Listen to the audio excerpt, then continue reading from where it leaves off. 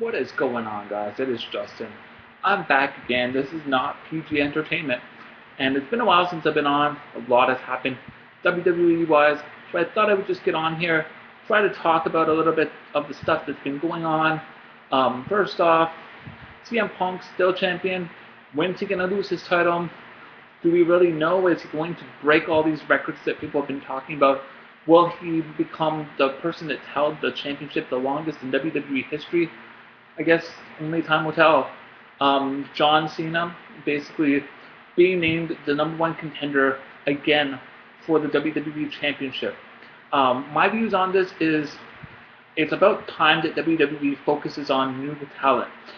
They were playing off for weeks that CM Punk would have a new challenger for his WWE title, and when the time came for them to announce who his new challenger was, it was announced that it was John Cena again. And in my opinion, it's not necessarily the best choice because we've seen this match before.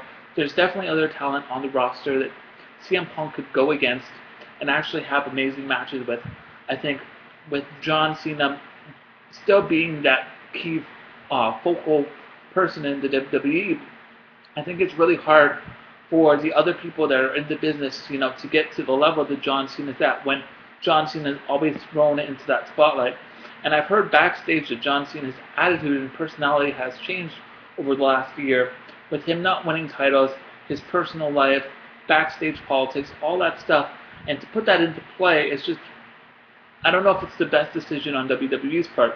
I think for them, they haven't necessarily invested enough money or talent, um, you know, uh, what is it, building of talent into other people because, when if John Cena was to fall off, who's there to recover that actual credibility? And I know other people have tried to step up. We've had Sheamus, we've had Randy Orton, we have had, even CM Punk, but CM Punk will never reach that level of John Cena just because of the, the the way that CM Punk perceives himself to the general public when he's not on WWE programming is just not WWE PG friendly. I've heard stories where he's been rude to fans, disrespectful to fans, doesn't really care for the fan interaction, which in being an entertainment company based around a PG product isn't necessarily the person you want to have out there, being interactive with people, trying to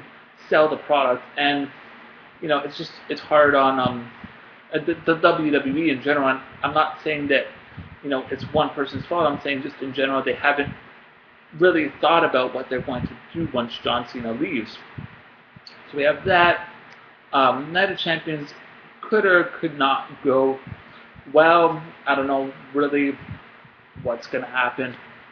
It's good to see Claudio Castagnoli, I don't remember what his actual WWE's name is, to have the United States Championship. To me, it was a disgrace for Santino Marella to hold that title for so long because that title has so much credibility in the past with people like Harley Race, Ricky Dragon Steamboat, Ric Flair, just numerous other people holding that title, and for Santino to hold it for so long and pretty much make it into a joke was something they really needed to stop and give some credibility back.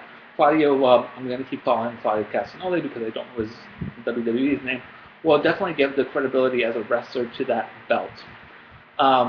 What else is there? We had the Saturday morning program that started off for WWE. WWE Wrestling Slam, I think it is. I watched one episode of it. I have to say it's a bad product. Basically, I remember growing up, I would watch Superstars. They had wrestlers versus jobbers. Great concepts because the wrestlers were still being exposed. They were still making money. They could still build storylines. Whereas this product is more or less them focusing only on wrestlers that are PG or G-rated wrestlers that appeal to kids. And I know what they're trying to do. They're trying to build up their foundation, get kids interested into wrestling at a younger age, sort of like Ronald McDonald's. But at the same time, you're taking away from the actual product that is wrestling. You don't have to base the show around Sin Cara, Rey Mysterio, Kofi Kingston, numerous other people. And the thing is, they're only allowed to show matches where certain moves are used because they don't want kids to attempt, these moves. They talk about the high flyers and stuff like that. but really it's a kid-friendly show, and it's something that WWE I think needs to get away from, because they should be focusing on wrestling, the product that actually made them into what they are nowadays. On Raw, AJ, the new GM, I think it's sort of a good choice, but it's not the greatest choice. She is someone that can go out there and has the personality to be a GM, but at the same time, you need someone with that mic skill, someone with that it factor. You know, the Paul Heyman, the Stephanie McMahon, even the Vicky Guerrero, because there's someone that can project on mic, someone that brings the attention of the crowd. Not that AJ doesn't do that with her personality, but I don't think her mic skills are necessarily where they should be, to become one of the greatest GMs of all time. You also have to have that factor where the crowd's with you and against you. AJ has sort of that. I think she still needs some work on it. So that's that.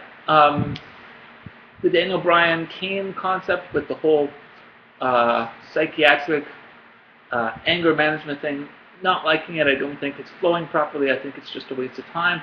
The 3-hour broadcast of Raw, I think they're really desperate for the product that they're putting out. I think WWE might actually be rethinking about what they've done with the 3-hour Raws, and might be rethinking to put it back to 2 hours. That way they can actually build their stories up a little bit more. I find the 3-hour Raws, a lot of it's a lot of reputation. You have a lot of repeats. You have a lot of, build. Like the Brock Lesnar Triple H thing. You had them talk about it. I would say about 30 to 40 minutes on a Raw broadcast, and it's just overhyped. Get the one segment in, get the one segment at the end. That's enough hype. You don't need a 45-minute build for that match, on each episode of Raw. Triple H retiring. I don't know if he's going to retire. I think he's going to be someone where he comes back once in a while to give us that one match. I don't see him actually finally hanging up the boots as it, or leaving the boots in the ring. I think, like I said, he's going to be back every so often just to be that person that can go against wrestlers. With The Undertaker getting old, they do need someone that can come back once a year to just give that kind of nostalgic feel to the wrestling environment. That's it for now. That's all I really wanted to touch on. Just briefly go over what I've seen on WWE over the last month, because I haven't been on here. So I want you guys to comment below, follow me on Twitter. I'll catch you guys later. Peace.